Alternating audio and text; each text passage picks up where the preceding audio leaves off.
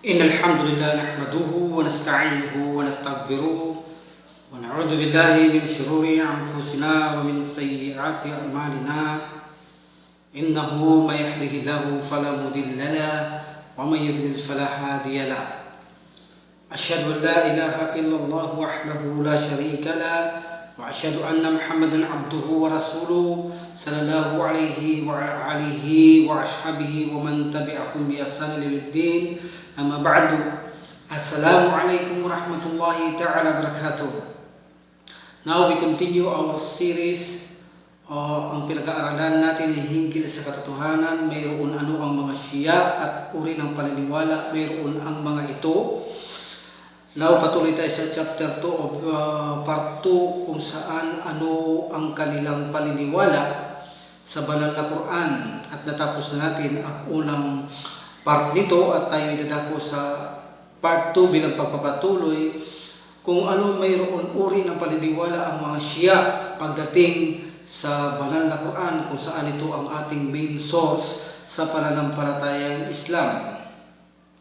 So dito ay papaksahin natin ang isa sa pinakaiingatan nila na isa itong malaking haligi para sa kanila. Ito ay napakahalaga para sa kanila ang ating papaksain sa series na ito kung saan nasa lesson 6 tayo.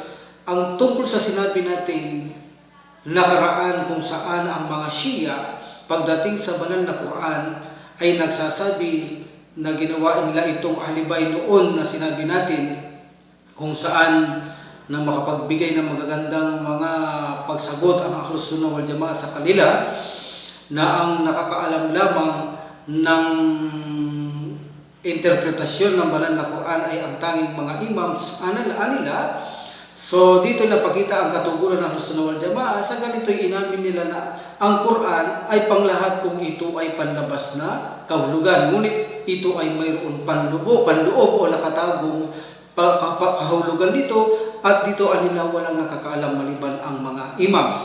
Ito ay isa sa pinakamalaking haligi ng kanilang paniniwala. Kaya naman ito ang papaksahin natin dito sa part 2 kung saan mayroon ang mga Shia na paniniwala hinggil sa salita ng Panginoong Allah subhanahu wa ta'ala. Napakaganda at gumaganda ng lalo ang paksahin natin sapagkat ang mga pinapaksa natin ay nagdaragdag sa atin ang kaalaman hinggil sa Shia upang sa ganun ay maprotektahan natin insyaallah ang relihiyon ng Allah subhanahu wa ta'ala laban sa katiwalian kung saan sila laganap ngayon saan man sulok ng mundo. So ang paniniwalaan nila sa banal na Quran na ang banal na Quran ay ito ay mayroon itong nakatago na pakahulugan at nakalantad na pakahulugan.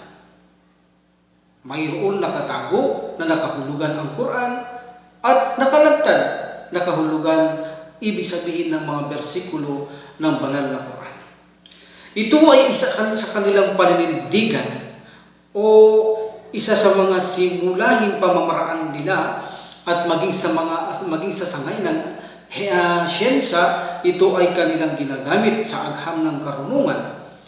Ang formula nilang ito, ang ginawa nilang formulang ito na pagpapatupad sa mga bagay na ito, hindi nila alam na sinisira pala nila ang tunay na kahulugan ng mga bersikulo ng banal na Quran, sapagkat karamihan sa bersikulo ng banal na Quran ay ipinagpapalagay nila ito sa kanilang mga imam lamang at darating tayo sa mga ito nang wala talagang tunay na ebidensya sa kanilang mga sinasabi, kundi ito ay mga practical opinion lamang nila upang sa ganun ay mapangalagahan nila ang kanilang aral. Ay kinakailangan talang gawin nila ang mga pundasyon ito gaya ng pinapaksa natin na isang pundasyon dito.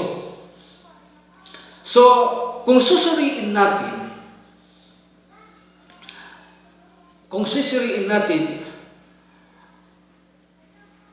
ang kanilang mga katuruan,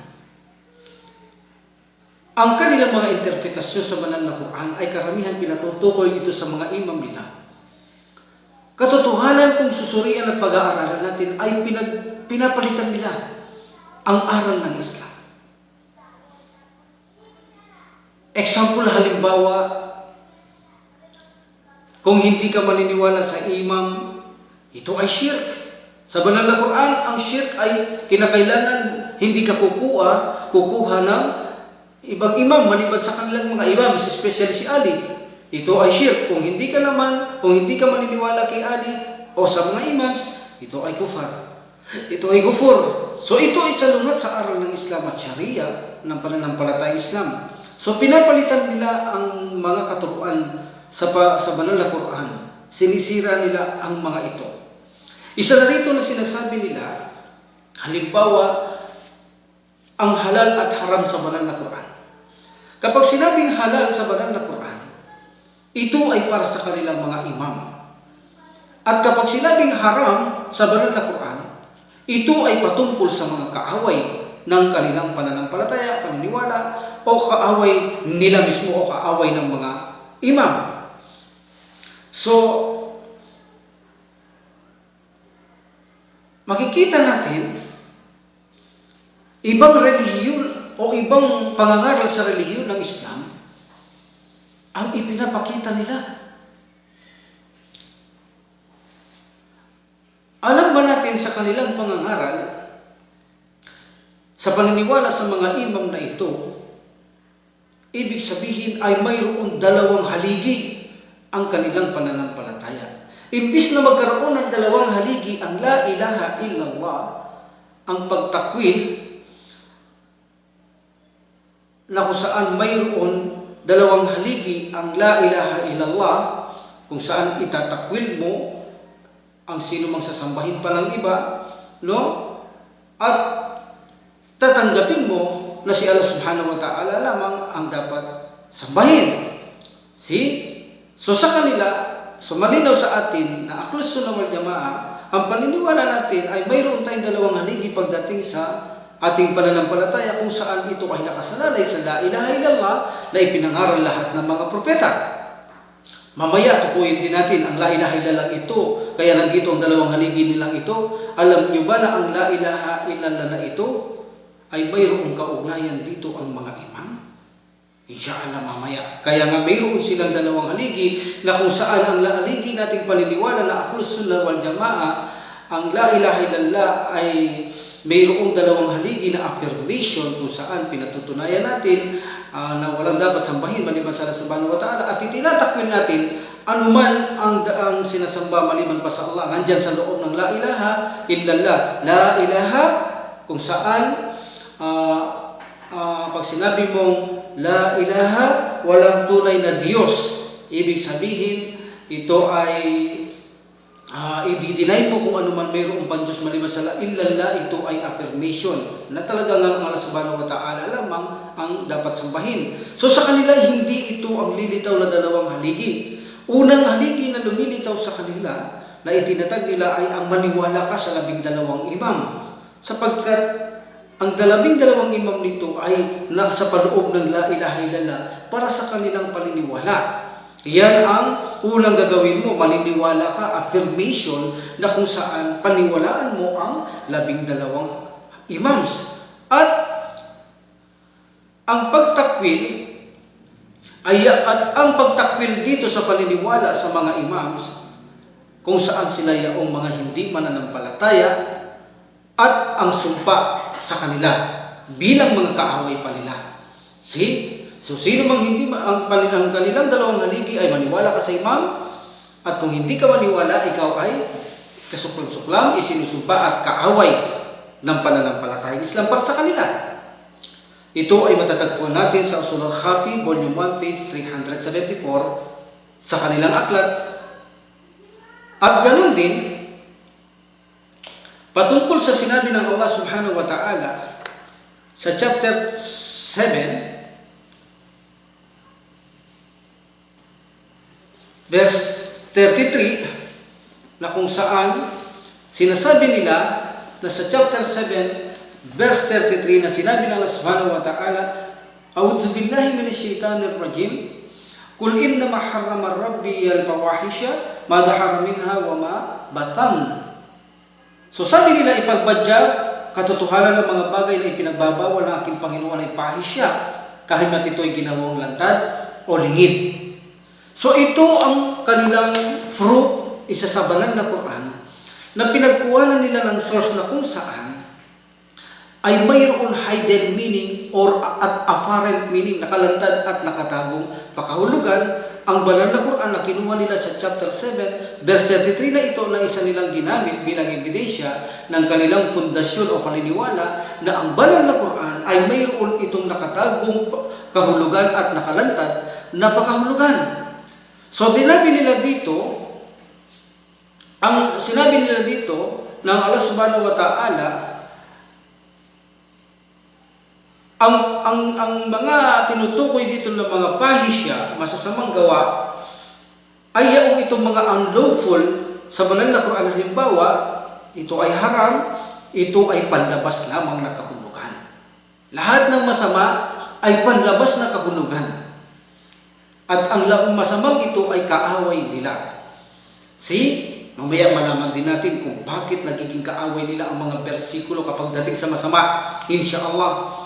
At sinabi nila na kapag ito ay lawful o mabuti sa banal na Quran o bersikulo ng banal na Quran, ito ay panloob o na may nakatagong pakahulugan ito na kung saan ang kanilang mga imams lamang ang tanging nakakaalam ng mga pakahulugan na nakatago nito, at maliban dito ay walang pinagkalooban sa sinumang sangkatauhan maliban sa mga imams. Maging ang Prophet sallallahu alaihi wasallam, mamaya inshallah pakita natin pati siya ay talaga namang makikakikitaan natin na talagang malaking pag-iinsulto at pagbabaliwala ang ginawa nila kay Prophet Muhammad sallallahu alaihi wasallam sa kanilang aral. Inshallah makarating tayo dyan. So, ang mga halal, ito yung mga sinasabing nakatago ang kanilang kahulugan, ang mga imam lamang ang nakakaalam, at ang mga kaaway ng kanilang paniniwala ay ang lahat na mababanggit na haram o masasama sa banal na Quran.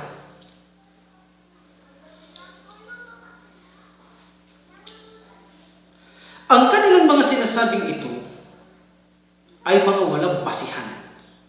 Maging ito man ay sa lengguwahe o maging sa mga pangkaisipan kung matino ang ating mga isip, ay wala itong basihan sa pananampalataya.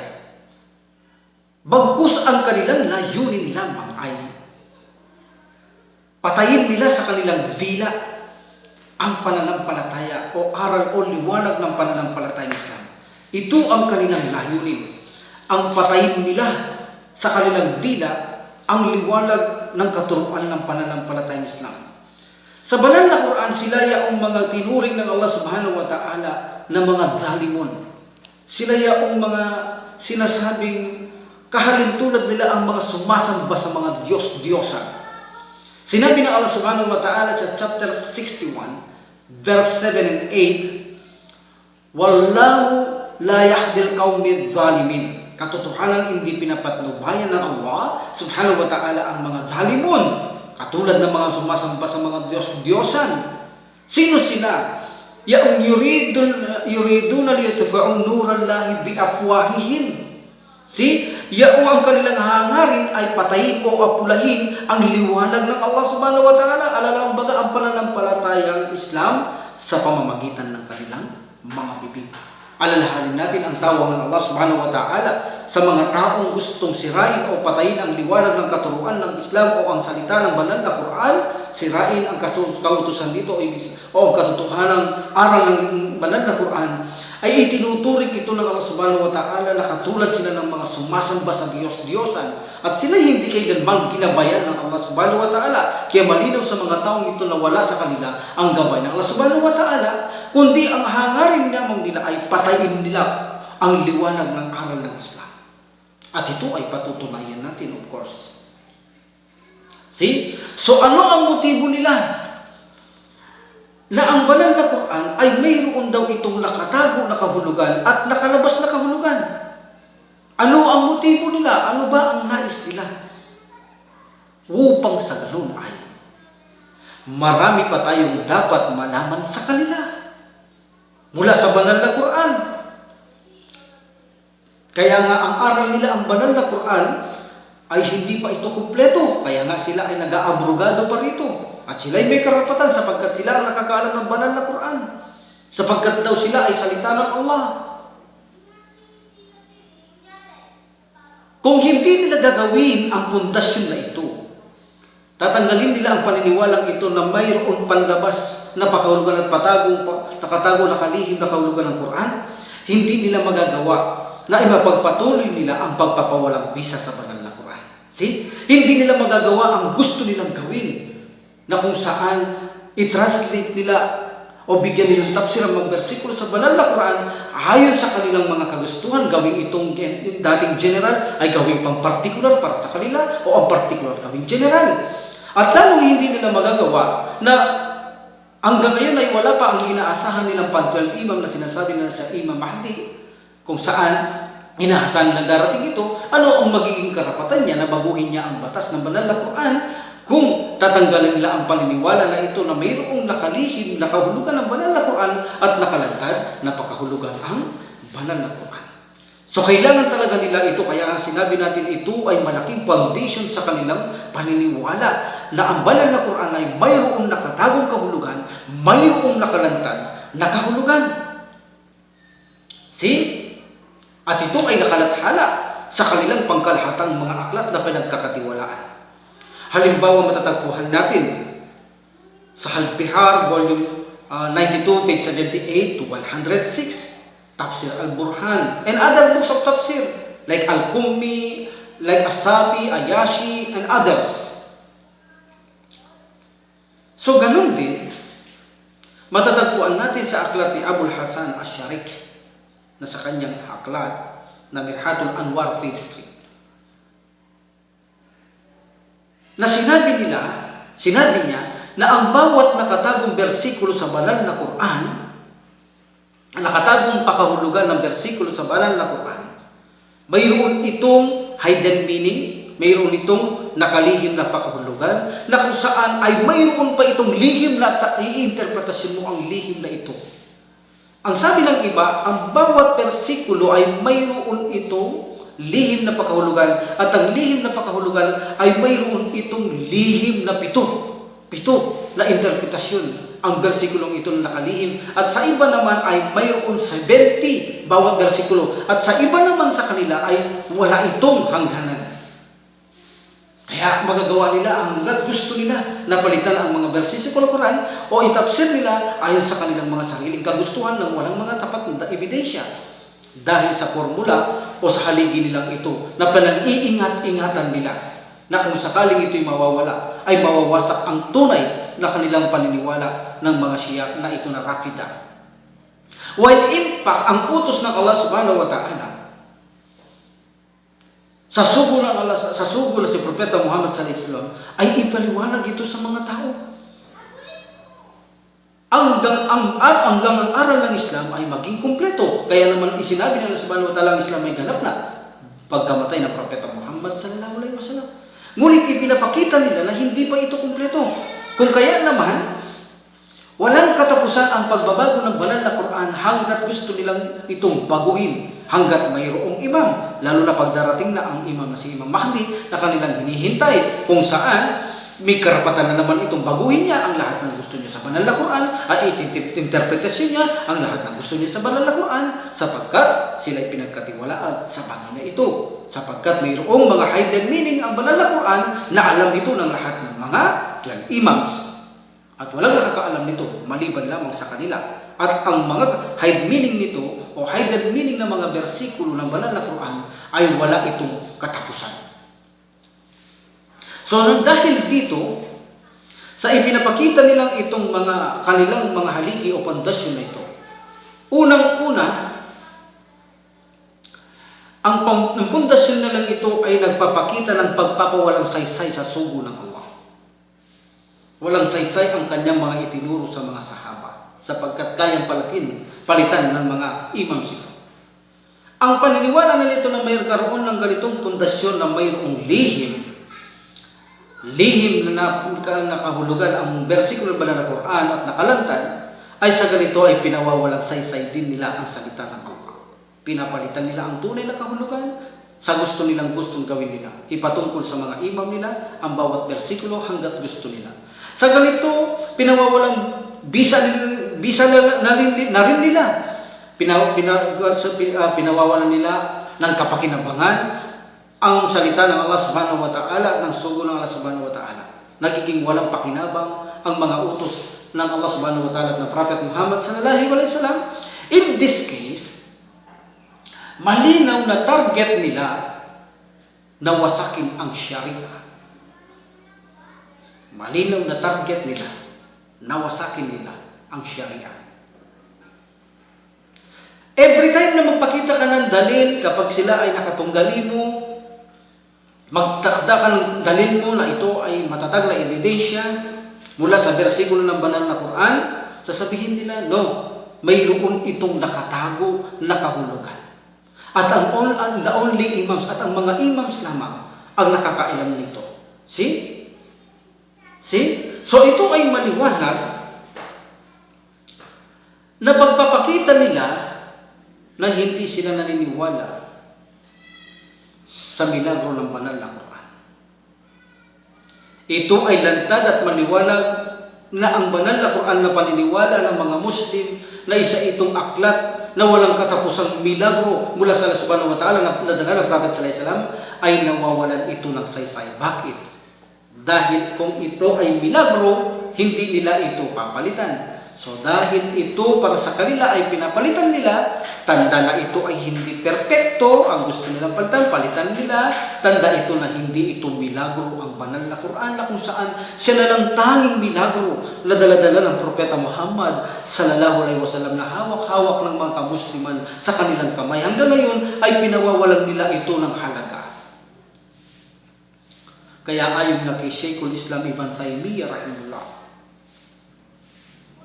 ang sino mang magsabi na ang banal na Quran, ang kanyang mga bersikulo ay mayroon itong nakatago o nakalihim na pakahulugan na sinasalungat niya ang nakalantad na kahulugan, siya ay taong laban sa pananampalataya. Siya ay taong mangmang, siya ay taong ligaw, siya ay taong sinungaling. Nandoon na ang kahulugan sa harapan na nakalantad na ang katotohanan, ang ibig sabihin ng bersikulo, then papalitan mo ito upang salawatin mo pa iyon. Ikaw ay taong mangmang, ayon kay Sheikhul Islam Ibn Taymiyyah, ikaw ay laban sa pananampalataya, ikaw ay taong ligaw at sinungaling. Matatagpuan ito sa kanyang aklat, Majmu' al-Fatawa, Volume 13, page 2, 3, 6, and 7. Halimbawa, magbigay tayo ng kanilang mga bersikulo. Bigay tayo ng dalawa. Ngunit halos na banal na Quran ay ginawa nilang ganito. Magbigay tayo ng dalawang bersikulo na kung saan ipinapakita nila ang mga hidden meanings bagamat nakalantad na. Ang ibig sabihin o pakahulugan dito ay nakukuha pa nila itong bigyan ng hidden meanings o nakatagong pakahulugan. Tulad halimbawa sa chapter 36 verse 12. Ganito ang sinabi ng Allah subhanahu wa ta'ala, A'udhu billahi minash shaitanir rajim.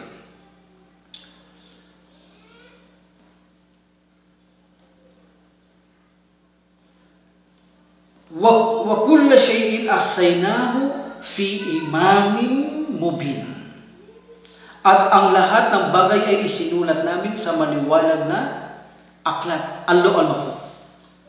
So tituan nila, ang imamin mubin ay si Ali. See? At tituan nila ay hidden meaning. Nakalitaw na, imamin mubin, nakalitaw na ang aklat o ibig sabihin sa al-Mahfuz sa kataas-taasan, nakasulat, nakatala. Sabi nila, sa hidden meaning, ito ay si Ali.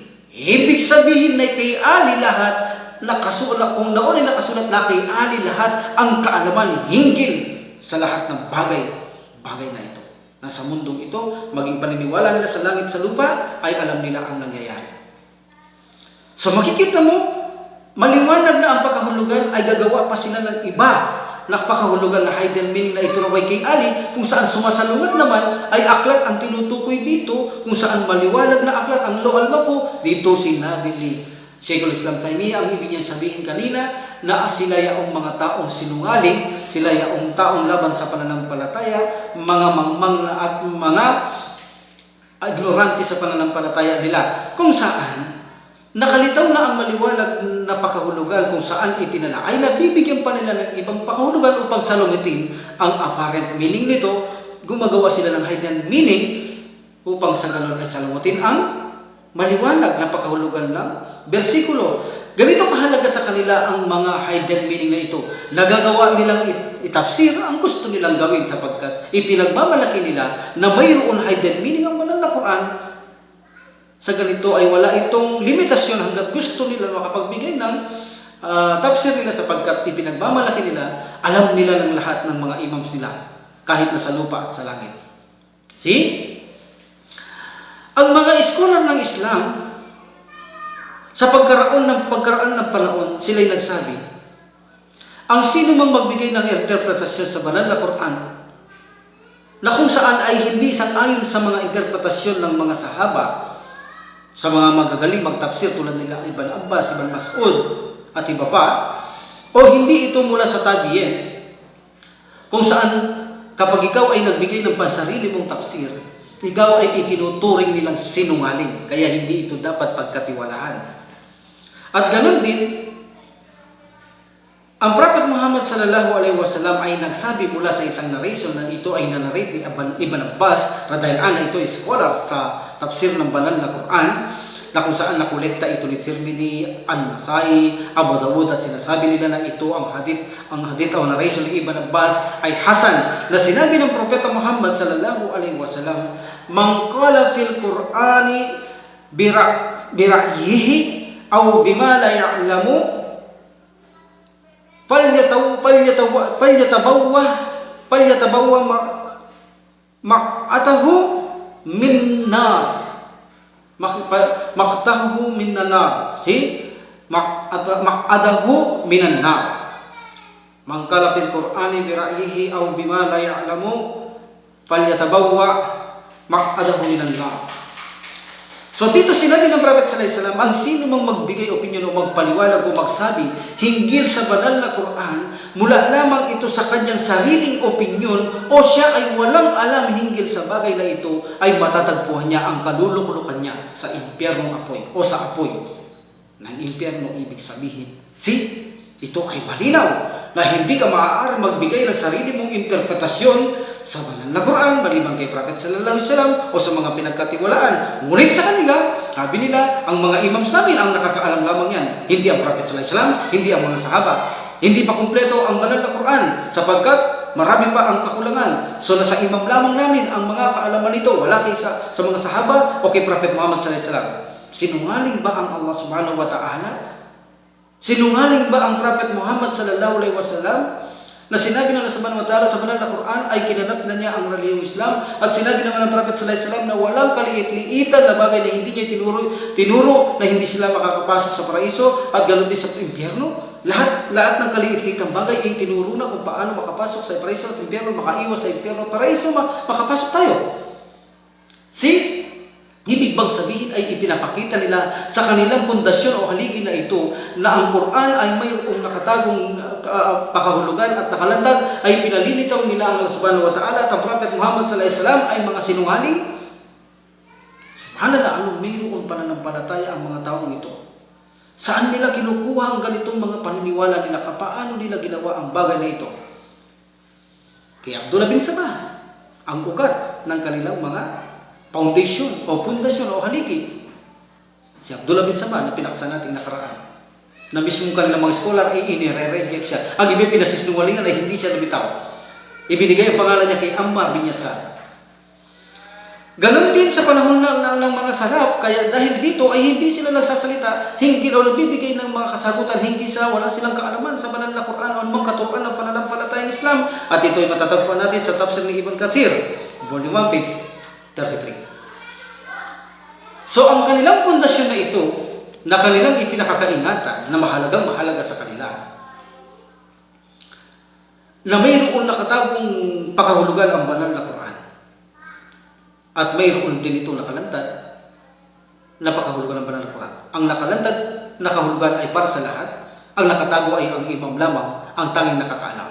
So, kapag sila ay sasagot na may nakatagong pakahulugan, ito'y pinagmamalaki na mula ito sa mga imam, bagamat walang kaalam-alam ang mga imam na tinasabi nila sa bagay na kanilang mga ipinangangaral ngayon, kundi ito ay galing lamang kay Abdullah bin Sabah.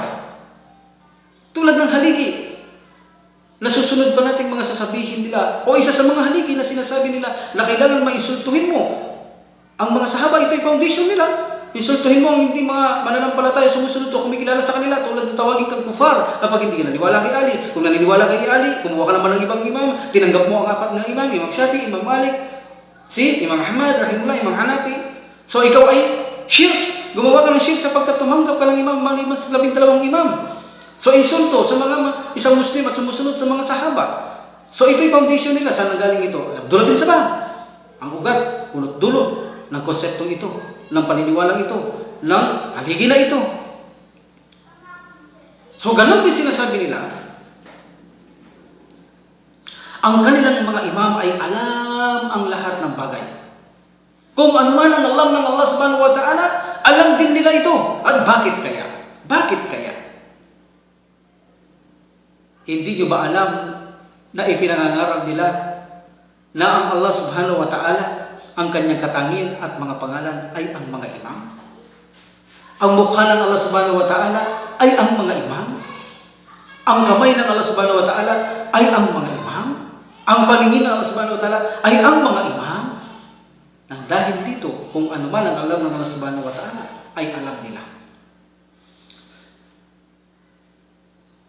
Sa bandang huli, sa pundasyon nilang ito sa banal na Quran na mayroong nakalihim na kahulugan ay gumagawa na sila ng kanilang mga bawat naising sabihin at ito ay tama sapagkat ito'y galing sa kanilang imam nila, sapagkat alam nila ang lahat.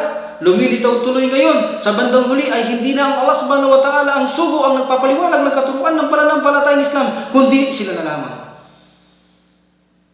Sa panahon ngayon ay tuloy-tuloy nilang binibigyan ng mga interpretasyon ang gusto nila. Lalo na sa pagdating ni Imam Mahdi, baka magkaroon sila ng marami dito mga interpretasyon hinggil sa versikulo ng Banal Quran. Ito ay allowed sa kanila sapagkat mayroon naroon ang imam.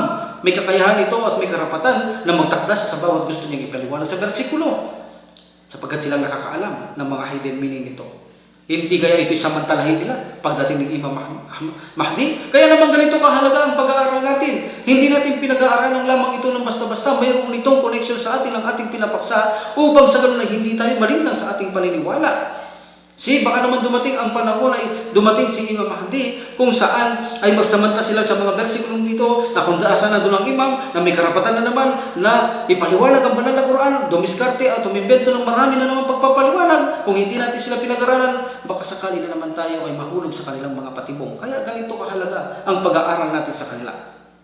So sa bandang huli sa paniniwala nila nito, sa haligi nila ito, lumilitaw tuloy na ang pagpapaliwanag sa pananampalatayang Islam sa mga katuruan nito ay hindi na ang Allah ang sugo. Naputol na, wala ng Prophet sallallahu alaihi wasallam. At ang Allah subhanahu wa ta'ala ay hindi na kumikibo. Ang tanging kumikibo na lamang ay ang kanilang patuloy na pang-aaral ng mga imam ay may karapatan at may kaalam sa bagay na ito. Ginagawa nila ang mga interpretasyon ng bersikulo hanggang ngayon sa gusto nila. Lalo na sa pagdating ni Imam Mahdi na kanilang kinakalala na huling imam. Lumilitaw tuloy na hawak nila ang katuruan ng Islam. Hindi na tuloy hawak ng Allah subhanahu wa ta'ala at ng kanyang sugo ang original na aral ng Islam ay wala na sa kanila, kundi na sa kanila na ng mga Shia. Anong huli na mayroong haligi, mayroon ang mga taong ito? Lumilitaw na sila ay mas marunong pa sa Panginoong Allah subhanahu wa ta'ala na manlilikha. Now, balikan natin ang kanilang pundasyon. Ang lahat ng halal sa Quran, ito ay patungkol sa kanilang mga imam. Ang lahat ng mga halal, ito ay patungkol sa kanilang mga imam. Ang lahat ng mga haram, ito ay patungkol sa kaaway nila. Kaya naman, lahat ng mga kalifa at lahat ng kasamahan nito at lahat ng mga tagasunod nito, lahat ng tagasunod ng Prophet sallallahu alaihi wasallam, except in the 12 imams, all of them is the enemy of Islam. Lahat sila ay kaaway ng Islam. Ang sino mang maniwala sa mga sahaba, sa kalifa, ang sino mang sumunod sa kanila, ang sino mang nalulugod sa kanila, sila ay mga gumagawa ng syirkul akbar at gumagawa ng kafir Sila lumalabas sa bakod ng pananampalataya Islam hanggang sa araw ng paghukom. Ito ang sabi nila. Now, where's the pillars of Iman? Where's the foundation of Islam? Where is the Sharia of Islam? Where's the Hakam of Islam? Ang halos lahat ng katuruan nila ay nakabase lamang tangi sa mga imama. Walang Sharia, walang Ahkam, walang kung ano-anong mayroon tayong katuruan tulad ng foundation ng pillars ng iman natin. Nasa ng 5 haligi. Ang sinasabi nila sa 5 haligi, mamaya inshallah kung ano ang paliwanag nila sa kanilang mga 5 haligi na ito. See? Ano ang shirk sa kanila? Ang tumanggap ka ng ibang imam. Anong kufur sa kanila? Ang hindi mo kilalanin si Ali bilang imama. So, ibig sabihin, dahil hindi tayo naniniwala na si Ali lamang ang tanging imam, mayroon pa sa bukod sa kanya, hindi lang ang 12 imams, mga 12 imams na ito. So, kapag hindi mo tinanggap na sa buong buhay mo na dapat ang imam lamang ay si Ali, ikaw ay kufar. Kapag kumuha ka ng ibang imam, ikaw ay gumawa ng shirk. See? Sinabi din nila, ito yung 5 haligi. Sila ang salah, sila ang zakat, sila ang hajj, sila ang siyam. Mamaya ang la ilaha illallah. So dahil dito, matagpo natin ito sa Al-Bihar Volume 24, page 286. See? Sa kanyang Lil Majalisi. Okay. So dahil dito ay nawalang saysay ang pagsunod natin sa pagtuturo ng Prophet sallallahu alaihi wasallam ng sala. Sila ang sala, sila ang masusunod kung ano ang sala. Dahil ang mga imam nila sila ang nahigit nakakaalam kung papaano ang sala. See? Ibig sabihin, kahit sinabi ng Prophet sallallahu alaihi wasallam, pray as you see me pray, magsala kayo kung paano nyo nakikita magsala. Wala na ito. Ang mahalaga sa kanila, ang sala nila. Sila ang sala, silang masusunod sa sala. So sila rin ang zakat. Kung palitan nila ang zakat, 2.5%, gawin nila itong 50%, wala tayong magagawa sapagkat sila ang zakat. Ganon din ang hajj. Kung palitan nila ang mga pag-ritual ng hajj, wala tayong magagawa, sila ang hajj. Ganon din ang pag-aayuno. Kung palitan nila ang pag-aayuno, wala tayong magagawa. Sila ang masusunod. Hindi ang Prophet sallallahu alaihi wasallam, hindi ang Allah subhanahu wa ta'ala. See? Ganon din sinabi nila na ang 12 imam, sila ang bersikulo ng Allah subhanahu wa ta'ala sa banal na Quran. Sila ang mga tanda o aya sa banal na Quran. Ganon din sila ang aklat ng Allah subhanahu wa ta'ala na ipinadala sa lahat ng mga propeta. Also they said that 12 imam is the 7 repeated verse of banal na Quran. Is the 7 repeated verse of the Quran. See? At sila rin mga imam ang may hawak ng trono ng Allah subhanahu wa ta'ala. Sila din ang liwanag ng Allah subhanahu wa ta'ala. Sila din ang dhikr. Sila din ang pinakamagaling na umma sa pinadala ng Allah subhanahu wa ta'ala sa lahat ng sangkatauhan. Sometimes they said, ang mga imams ay anghel. At sila rin ang revelasyon ng Allah subhanahu wa ta'ala. Yan ang lahat na kiniklaim nila. See? Kung pag-aaralan mo natin ito, in linguistic, intellectually at linguistic, ang sinasabi nilang ito ay reject. Kung matino ang pag-iisip mo, pag-unawa at pag-iisip, pagmumuni mo niyan, reject ito. Hindi matatanggap o hindi masisikmura ng tao ito na tanggapin niya ito. Ni hindi niya nga sinasabi kung paano ang kaparaanan sa Islam, kung paano ang Sharia sa Islam, wala silang pakialam diyan. Also they said, gaya ng sabi natin, sila ang Kaaba, sila ang Kibla, ang Kaaba, kung saan ito ang simbolo ni Ali, ang 12 imams, simbolo ito, ang Kaaba. Saan kaya nila kinuha ng mga rapida, ng mga taong ito, ang aral na ito? That's why they said the Imam is everywhere. Diba? Pinangaral natin nung nakaraan na sinabi natin na sinasabi nila na ang mga imam daw ay tinalaga ng Allah subhanahu wa ta'ala everywhere. Even the dhikr, even the verse. See? Even in the heaven, in the earth, in the mountain, in the sun, in the sea, in the ocean, in the air, see, in the clouds. See? Sila ang liwanag ng Allah subhanahu wa ta'ala everywhere. Nandoon sila sa trono ng Allah subhanahu wa ta'ala, nandoon sila sa mukha ng Allah subhanahu wa ta'ala, nandoon sila sa paningin ng Allah subhanahu wa ta'ala, nandoon sila sa kamay ng Allah subhanahu wa ta'ala everywhere. Anila, ang kanilang mga imam. Also they said, sa Quran ang lahat ng mabuti para sa kanila. Kapag ito ay bad para sa kanilang mga kaaway. See? At ito ay isa sa kanilang malaking pundasyon. Tunay na para sa mga malilinaw na ibig isipan, hindi natin kaya sikmurahin ang pangangaral na ito na kanilang ipinangangaral. Also, they said that they have tawhid. Sila din ang tawhid. See, ito na ang kalimatu syahada, tawhid. Ang lahat ng pinangaral ng mga propeta ng walang dapat sambahin maliban sa Allah subhanahu wa ta'ala, sila din ang tawhid. May connection sila sa tawhid. Wala silang pinagkaiba ng Allah subhanahu wa ta'ala na ipinangangaral ng lahat ng propeta na la ilaha illallah, sambahin ng nag-iisang Diyos. Sila yung tawhid. See?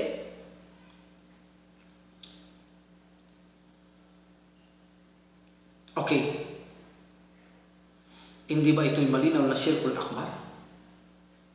Tingnan natin ang sinabi nila sa 16 verse 5. Nang higit nating maunawaan ang kanilang sinasabi at nagbigay sila ng bersikulo. Verse 16. Chapter 16. Verse 51. See? Ganito ang sinabi ng Allah subhanahu wa ta'ala. Chapter 16, verse 51. وَقَالَ اللَّهُ لَا تَتَّخِذُوا إِلَٰهَيْنِ اثْنَيْنِ إِنَّمَا هُوَ إِلَٰهٌ وَاحِدٌ. At si Allah ay nagwika, huwag kayong sumamba sa dalawang Diyos. Katotohanan, siya ang tanging Diyos lamang. Siya lamang ang tanging Diyos. So dito, hindi ganito ang kanilang interpretasyon. Ang interpretasyon nila dito, imbis na huwag kayong sumamba sa dalawang Diyos, ay ginawa nila, huwag kayong kumuha ng dalawang imam, bagkus ay isang imam lamang. See? Ang tauhid ay pinapalitan nila ng para sa kanilang mga imam. See? Makikita mo ang kanilang ginagawa. Ang tauhid na ito kung saan walang dapat sambahin, maliban sa Allah subhanahu wa ta'ala, huwag kayong kumuha ng Diyos, huwag kayong kumuha ng dalawang imam, bagkus ay isa lamang. Ibig bang sabihin ang Allah subhanahu wa ta'ala ay imam din? See, makikita mo ang tauhid lumilitaw na kasama nila ang Allah subhanahu wa ta'ala. So basahin din natin ang sinasabi nila sa chapter 25 verse 55. وَيَعْبُدُونَ مِن دُونِ اللَّهِ مَا لَا يَنفَعُهُمْ وَلَا يَضُرُّهُمْ وَكَانَ الْكَافِرُ عَلَى رَبِّهِ ظَهِيرًا وَقَالَ الْكَافِرُ عَلَى رَبِّهِ ظَهِيرًا. At sila na hindi sumasampalataya, ibig sabihin at sila ay sumamba sa mga iba maliban pa kay Allah na hindi makakapagbigay sa kanila ng kapakinabangan o kapinsalaan. At ang hindi sumasampalataya ay lagi ng katuwang laban sa kanyang Panginoon. Ibig sabihin ng kafir dito ay lagi na raw katuwang, no, ng kanyang Panginoon. Okay? Lagi ng katuwang laban sa kanyang Panginoon. So ang tunay na pagkahulugan nito, ayon sa pag-aaral ng lugat, kung pag-aaralan natin, lugatul Arabiya, at sila'y sumasamba sa mga iba maliban pa kay Allah na hindi makapagbibigay sa kanila ng kapakinabangan o kapinsalaan. At ang hindi mananampalataya, sumasampalataya, lalagi ng katuwang laban sa kanyang Panginoon. Alam niyo ba anong sabi nila dito? Ang Allah subhanahu wa ta'ala dito ay kinonsidera nila na si Ali at ang kafir dito ay si Ammar bin al-Khattab, hindi si Satanas. Sa aya na ito si Satanas at si Allah subhanahu wa ta'ala. Ang Allah subhanahu wa ta'ala dito ay ipinakita nila na ito ay si Ali sa aklat ng Al-Qummi. At ang kafir dito ay si Ammar bin al-Khattab. Nakita mo ang pan-iinsulto sa isang sahaba? Foundation din nila ito. Na-insultuhin ang lahat ng hindi kikilala sa kanilang mga imam, na-insultuhin, ituring silang mga kaaway. At marami pa. Sa banal na Quran, sa tuwing mababanggit ang kafir, imbis na ito kay Iblis o Satanas, ito ipinapatukoy nila kay Umar bin al-Khattab, radhiyallahu anhu. Pagkatapos may mga Muslim na makikita mo Ahlus Sunnah wal Jamaa, nakikipagpalagay ang loob sa mga Shia, Hindi man namumuhi sa kanilang mga ginagawa, gayon ang turing niya sa kanya mismo na isang Ahlus Sunnah wal Jamaa, isa siyang kaaway. Ang turing niya sa mga sahaba ay isang mga kaaway, hindi man nampalataya gumagawa ng kafir o syirk akbar. Pero maraming mga Muslim ang nagpapalagay ng loob sa mga Shia, lalo na kapag mayroong kalakip na salapi o kayamanan. Makamit lang ang mga kakaunting salapi na ito. Ipinagpapalit nila ang pagmamahal nila sa mga sahaba at Propeta Muhammad sallallahu alaihi wasallam. Matatagpuan natin ito na ginawa nila si Ali ng Allah subhanahu wa ta'ala dito, si Ali, at ang kupar dito si Umar bin al-Khattab. Tandaan natin ang chapter 25 verse 55. Ito'y matatagpuan sa Tafsir Al-Qumi volume 2 page 115. Almost every time na mabanggit si Ammar ang kafir sa banal na Quran, ito ay patungkol kay Ammar bin al-Khattab. Bakit? Dahil lahat ng haram sa anumang banal na Quran, ito ay sa mga kaaway. Kaaway nila inilalagay ang lahat ng mga bawal sa banal na Quran, ang lahat na mabuti para sa imam nila. At gaya ng sabi natin, isa sa kanilang haligi na ito na insultuhin ang mga sahaba at mga khulafa, sapagkat sila ay kaaway nila. Ang pundasyon na ito saan nagmula? Ang insultuhin at sinong gumawa ng kauna-unang pang-iinsulto sa mga sahaba at sa mga khalifa? Sinong gumawa ng unang pang-insulto sa khalifa? Na si Abu Bakar radhiyallahu anhu? Abdullah bin Sabah. Isa itong pundasyon na nanggaling kay Abdullah bin Sabah. Hanggang ngayon, hawak-hawak ng mga Muslim na insultuhin ang lahat ng hindi mananiwala kay Ali radhiyallahu anhu at kaya sa kanyang at sa mga 12 imams na ito. Ngayon, ang katotohanan ng aral ng Islam, ito ang tunay na aral na sino man ang manlait sa mga mansahaba na ito o mga insulto, sila ang gumagawa ng paglabas na itinuturing na kafirun sa pananampalataya Islam. Kaya naman dahil dito, ipinapakita nila na ano pa nga naman ang halaga ng turo ng Prophet Muhammad sallallahu alaihi wasallam sa mga sahaba. Gayon ang mga imam nila ay higit na mataas sa sugo ng Allah subhanahu wa ta'ala, sapagkat sila ay kapantay ng Allah subhanahu wa ta'ala. Ano pa nga naman halaga ang turo ng Prophet sallallahu alaihi wasallam sa mga sahaba? Ang mahalaga sa kanila, kahit na nalalait nila ang mga sahaba at tanda ng paglait din ito sa sugo ng Propeta Muhammad sallallahu alaihi wasallam, sapagkat ang aral ng mga sahaba ay turo ng sugo. At para sa kanila, ang mga gawa at kaalaman ng mga sahaba ay taliwas sa kanilang aral, kaya tinuturing itong kaaway. Kung saan itinuro naman ito ng sugo sa mga sahaba, itinuturing din bila itong kaaway, hindi rin ito tinatanggap. Ano pa nga namang alaga ng Prophet Muhammad sallallahu alaihi wasallam ang mga turo niya sa mga sahaba? Sapagkat wala naman ito sa kanilang pundasyon. Ang paglabas sa Islam, kung ma-insulto mo Prophet sallallahu alaihi wasallam o ang mga sahaba, ang mahalaga sa kanila ay ang mga imam. Maniwala ka lang kay Ali sa mga imam. Huwag kang kukuha ng ibang imam, hindi ka magiging kafir, hindi ka magiging musyrik, hindi ka makakagawa ng shirk. Hindi ka lalabas sa Islam nila. Pero ang pang-iinsulto sa sahabat mga Prophet sallallahu alaihi wasallam, kahit pa walang bisa ng mga aral niya o turo niya, ito hindi paglabas sa Islam. Ganito ang ipinakikita nilang aral sa aral nila ito, sa pundasyon nilang ito. Tunay na ang aral ng mga ito. Ang layunin nila ay saktan ang sugo, isa ito. Ang layunin nila ay saktan nila ang mga sahaba, isa ito. Ang layunin nila lahat na sumunod sa mga ito ay saktan. At palitan nila ang aral na dala ng sugo mula sa Allah subhanahu wa ta'ala. Ganon din na sinabi ng Allah subhanahu wa ta'ala na sa kanyang katangian ang magagandang pangalan. Nasa kanya ang mga magagandang pangalan at katangian. Sinabi ng Allah sa banal na Quran na ang lahat ng magagandang pangalan at katangian ay nasa kanya. Ang paniniwalang ito ng mga Shia, ang katuruan nilang ito, ay nagmula din sa kay Abdullah bin Bas na kung saan ginawa niya ito, na kung saan siya ang nag-reveal ng divinity kay Ali radhiyallahu anhu, na sinasabi niya kung saan ang punot dulo nito na pinagbulan si Abdullah bin Sabah, na ang katangian at mga pangalan nito ay ang mga imam, sapagkat si Abdullah bin Sabah ang nagtatag ng divinity kay Ali radhiyallahu anhu. At dito ay ginanggap nila ito bilang isang pundasyon din nila na ang mga pangalan at katangian ng Allah subhanahu wa ta'ala ay ang mga imams. Kung kaya naman ang tauhid ay nakasalalay din sa mga imams. Anong sinabi ni Ali? Na matatagpuan natin sa kanilang aklat din, sa mga aklat ng Ahlus Sunnah wal Jamaa, kung saan sinabi ni sa Al-Kufa, ang sino man magaling, ang pinakamagaling Pagkatapos ng Propeta Muhammad sallallahu alaihi wasallam, pinakamahusay ay si Abu Bakar, pagkatapos si Umar. Ang sino mang magsabi na ako ay higit sa mga dalawang ito, o kay Abu Bakar o kay Umar bin Khattab radhiyallahu anhum, ay ipag-uutos ko na sila ay parusahan. Ibig sabihin, mismo sa kanyang sarili ay hindi niya sinabi na siya ay higit na mahusay at magaling sa dalawang khalifa na ito. Mismo sa hadith na ito, na sa kanila ring mga aklat matatagpuan, ay ipinapakita na salungat ang kanilang aral mismo sa pinanghahawakan nilang ito na sinabi ni Ali radhiyallahu anhu. Ipinakita lamang natin dito sa tulong ng Subhanahu wa Ta'ala na mismo sa kanilang aklat ay sinabi ni Ali radhiyallahu anhu na walang magaling pagkatapos ng Prophet sallallahu alaihi wasallam, higit kay Abu Bakar at kay Umar.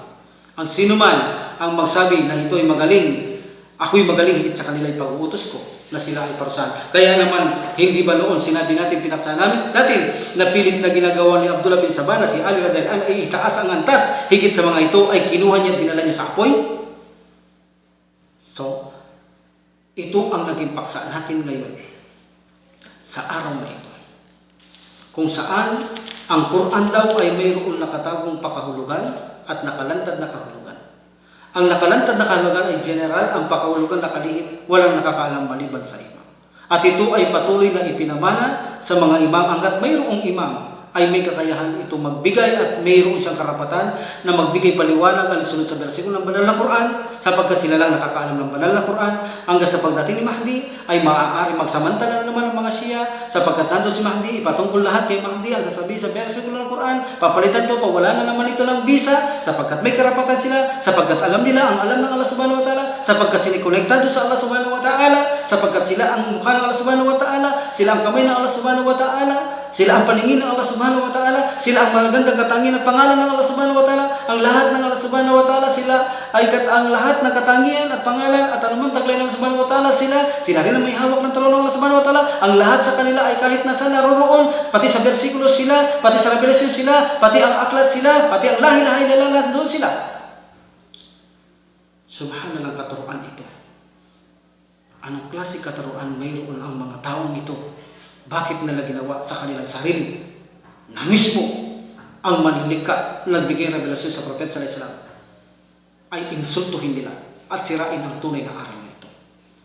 So hanggang sa muli, kasusunod ay ipagpapatuloy natin ang ating mga papasahin hinggil sa mga taong ito upang higit at lubos natin silang maunawahan, upang madepensahan natin ang ating relihiyon laban sa katiwalihan bilang pagmamalasakit sa tunay na aral na relihiyon ng dakilang manlilika. Hanggang sa ganun ay lumipas tayo, darating ang mga sanggulpa na ipanganganak ay hindi maliligaw hanggat mayroon nangangaral na katulad ng mga bagay na ito. Naway tanggapin ng Allah subhanahu wa ta'ala ang ating pagmamalasakit sa kanyang pananampalataya, kung saan dito ang tunay na aral ay maipalaganap ng bawat isa sa atin, na kung saan nahandang magmalasakit sa kanyang pananampalataya. Ganon din ang ating mga scholars na nagsumikap na depensahan ang pananampalatayang ito. Naway igawad sa ating lahat ng Allah subhanahu wa ta'ala na sumusunod sa Ahlus Sunnah wal Jamaa ang habag at kapatawaran ng Allah subhanahu wa ta'ala.